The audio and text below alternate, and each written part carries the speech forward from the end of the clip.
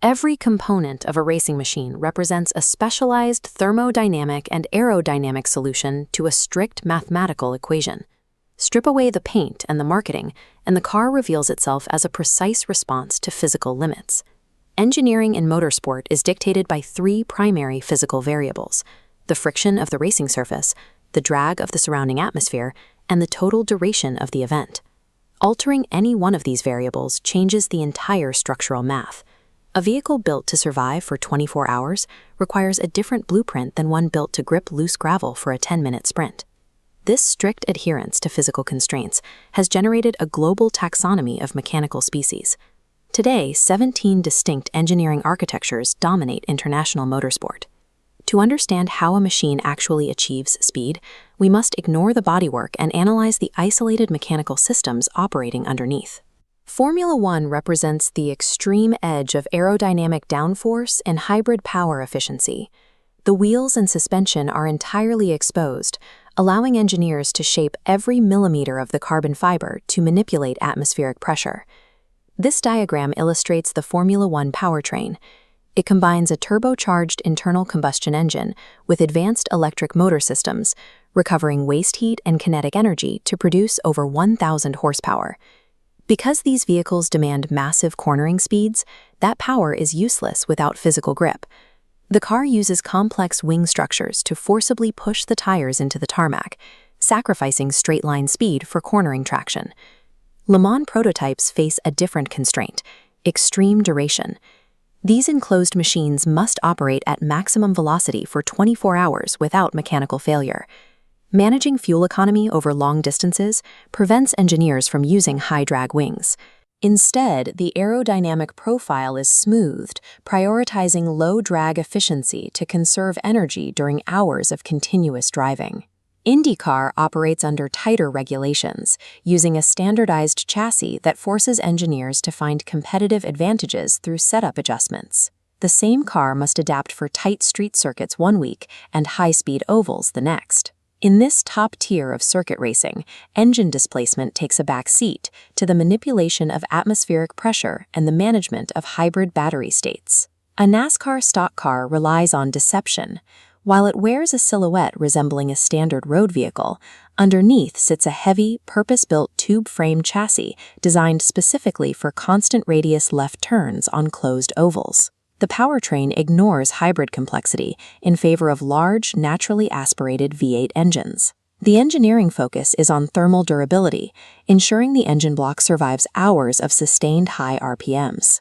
These large bodies punch a massive hole in the air. As shown in this diagram, a trailing car can slot into the localized low-pressure pocket, reducing its own aerodynamic drag and allowing it to stay close at high speeds. GT cars are authentic luxury sports cars from manufacturers like Ferrari and Porsche, heavily modified for racing. Engineers take a factory chassis and add racing suspensions, roll cages, and aerodynamic splitters. Because GT racing features diverse engine architectures, regulators use an algorithm called balance of performance. This system adjusts vehicle weight and air intake restrictors to equalize competition between vastly different mechanical designs. Touring cars use everyday sedans and hatchbacks as their foundation. With minimal aerodynamic modifications, the engineering focus shifts to aggressive suspension tuning and maximizing mechanical grip. These disciplines demonstrate how standard passenger car shapes can be transformed into specialized weapons through hidden chassis rigidity and precise airflow manipulation. When the track surface disappears, the physics problem changes.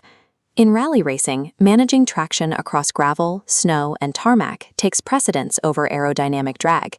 Engineers rely on all-wheel drive to distribute torque to the wheels with the most grip. The vehicles require reinforced long-travel suspensions to absorb unpredictable impacts without component failure. The Group B era serves as an extreme case study. By packing massive turbochargers into featherweight frames, engineers created vehicles so violently fast on dirt roads that the entire category was eventually banned for safety. In off-road truck racing, aerodynamic downforce is irrelevant. The primary engineering directive is surviving the kinetic impacts of massive jumps and desert ditches. The suspension dampers on these trucks must absorb and dissipate massive amounts of kinetic energy. If the dampening rate is off by a fraction, the chassis will rebound and roll the vehicle upon landing. At high altitudes, the air becomes progressively thinner. Hill climb cars combat this loss of pressure with oversized rear wings designed to force the car into the road even in low atmospheric density. When the racing surface degrades or the altitude increases, suspension travel and brute force traction supersede aerodynamic efficiency. Drag cars isolate the engineering equation to a single axis, straight-line acceleration. This is an exercise in extreme thermodynamics, pushing internal combustion to physical limits. To accelerate faster than a fighter jet, the engine must inject and compress a staggering volume of volatile fuel. When ignited, it produces thousands of horsepower for a few intense seconds. In contrast, drift cars ignore lap times entirely. The objective is to initiate and maintain controlled oversteer through a corner. This requires modified steering racks for extreme wheel angles and high-torque rear-wheel drive systems. The driver uses precise throttle modulation to hold the vehicle in a continuous state of traction loss. For short dirt ovals, sprint cars utilize a massive top-mounted wing. This structure is required to force the lightweight chassis into the loose dirt and prevent the vehicle from flipping under load. Smaller midget cars and karts remove wings and traditional suspensions entirely. With no dampening hardware, the metal chassis is engineered to flex, acting as the car's primary structural suspension.